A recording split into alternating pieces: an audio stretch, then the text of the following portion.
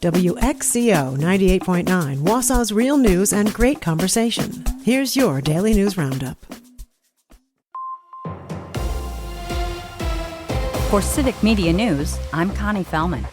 A massive search is still going on in Door County for a pair of kayakers who've been missing since Saturday evening. Authorities say the two 20-year-olds went missing after heading out on the water without life jackets near Washington Island. Multiple agencies searched late into the night Saturday and started again at 7 a.m. Sunday morning. The two still haven't been found. Authorities are asking the public to keep an eye out for the two. They're described as a 20-year-old man with brown hair, just under 6 feet tall, about 195 pounds, and a small woman of the same age, just over 5 feet tall and less than 100 pounds.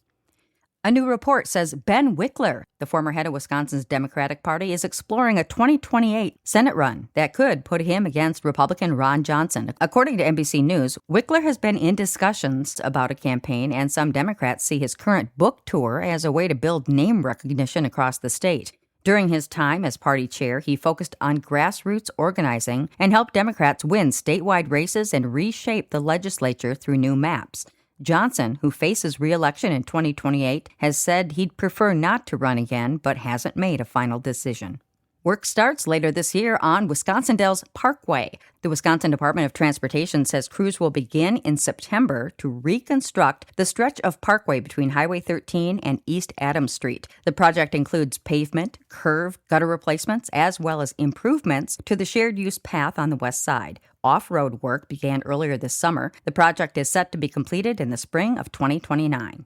Buildings at UW-Madison closed due to cooling issues are expected to reopen August 10th. The school shut down more than 24 buildings at the end of June because of a broken chilled water line, leaving the facilities with little or no air conditioning. UW-Madison has been using temporary chillers to keep some buildings cool, but those will be removed once they're no longer needed.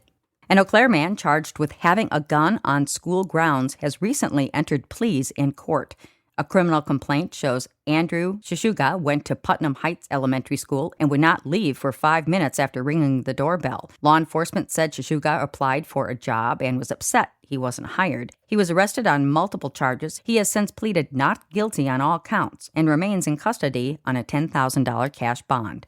A name synonymous with cheese in Wisconsin is taking a dip into a new product line from the West Coast. Family-owned Sargento Foods, based in Sheboygan County, is acquiring La Terra Fina, a California company known for its premium dairy-based dips, spreads, and quiches. The sale is expected to go through in September. The 2026 Wisconsin State Fair is set to celebrate a historic 175-year tradition, anticipating more than 1 million visitors during its 11-day event, August 6th through the 16th. Held at the Wisconsin State Fair Park in West Dallas, the fair continues its mission to celebrate agriculture and local industries through family-friendly educational experiences. The Bank 5-9 main stage will host an exciting lineup of performers throughout the fair. The schedule kicks off with Hairball performing an 80s rock tribute on August 6th, followed by rap superstar Nelly on August 7th. Country music fans can look forward to Bailey Zimmerman with Chandler Walters on August 8th and a powerhouse performance from Winona Judd and Melissa Etheridge on August 9th. A few new fair foods on the menu this year: a Bayou Crunch Cup with alligator nuggets and a whole crawfish on top, bourbon deep-fried pecan pie, and a bugged-out frozen cheesecake on a stick, dipped in chocolate and loaded with crunchy crickets and worms. And that's your State News Update. I'm Connie Fellman for Civic Media News. It's the Bucks and the Brewers. Hi, I'm Mike Clemens with Sports Baseball. The Brewers opening a 4-game series tonight against the Pittsburgh Pirates in Milwaukee. A rough day yesterday for Jacob Mizorowski. Despite only allowing 2 hits in 6 innings, the Miz gave up a 2-run homer as the Angels beat the Crew yesterday 3-0.